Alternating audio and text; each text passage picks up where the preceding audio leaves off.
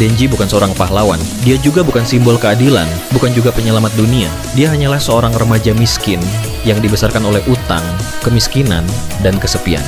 Sejak kecil, Denji hidup bersama iblis kecil bernama Pochita. Mereka berdua makan seadanya, tidur di sebuah gudang, dan berburu iblis demi bertahan hidup. Baginya, mimpi bukan soal jadi kuat, tapi soal merasakan hidup yang lebih layak. Setelah nyawanya hampir hilang, Denji diselamatkan oleh Pochita yang mengubahnya menjadi Chainsaw Man, makhluk setengah manusia, setengah iblis. Impian Denji tak pernah berubah, hidup layak, dicintai, dan dihargai. Di dunia yang penuh darah, manipulasi, dan pengkhianatan, Denji tetap bertahan menjalani hidup barunya. Bukan karena dia kuat, tapi karena dia keras kepala. Karena terkadang, mimpi paling sederhana justru butuh perjuangan paling brutal.